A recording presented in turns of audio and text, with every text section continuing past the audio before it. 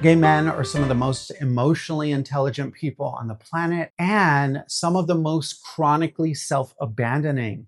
That's not a contradiction. That's what happens when you spend your childhood scanning for danger in the place you were supposed to feel safe, home.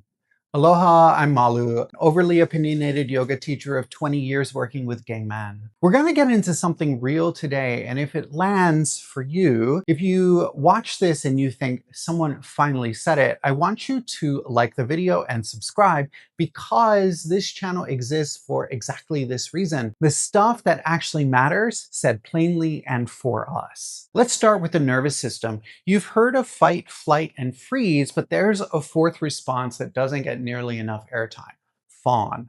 Fawning is what your system does when fighting back feels dangerous and running isn't an option. Instead of defending yourself, you accommodate. You smooth things over. You become whatever the room needs you to be. It's not weakness, it's survival. It's your body doing its job. Now, here's where it gets specific to us, to gay men. Think about what it was like to be a gay kid before you had language for it, before you had community, and before you knew anyone else like you. You just knew something was different.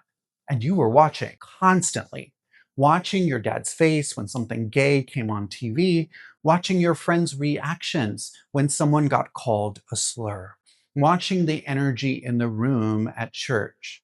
That watching, that relentless scanning, is a nervous system response. It's called hypervigilance. And when you grow up doing it every single day, it leaves a mark. Clinically, it's called CPTSD, complex post-traumatic stress, which just means it's trauma that wasn't one big event, but 1,000 small ones, 1,000 moments of hiding, 1,000 moments of performing a version of you that felt safer than the real one. But here's the problem. It was adaptive then, but it's maladaptive now.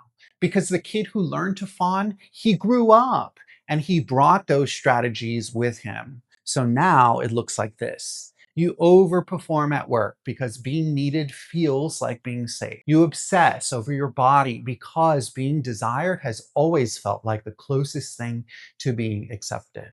You post the thirst trap and then refresh to see the likes. Not because you're vain, but because external validation is doing the emotional work that was never modeled for you internally. You're the funny one, the capable one, and the one everyone calls in a crisis. And no one thinks to check on you. In relationships, you lose the thread of yourself. You mold to what your partner needs. You over apologize. You preemptively manage their discomfort to avoid conflict.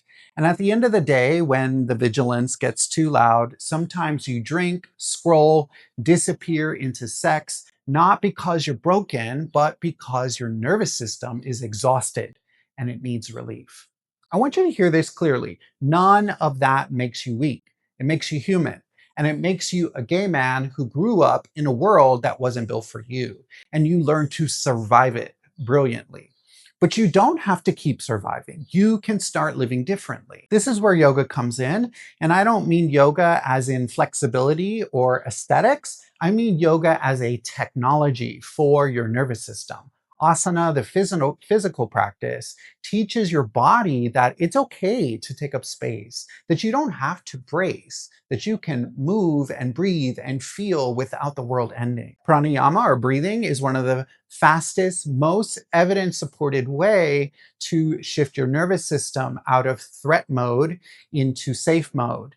Even 3 minutes of slow, extended exhales tells your body we are safe now. And then there's svadhyaya, self-study, one of yoga's foundational principles, but totally ignored in the West. The practice of honest, compassionate self-witnessing, not judgment, not self-improvement projects, just looking, noticing, witnessing when you fawned, noticing what triggered it, notice what you actually needed. That noticing, that's the beginning of change, because your mind can understand all of this intellectually and your body can still fawn on autopilot until it learns through repeated experience that you are safe, that you don't have to perform to be loved.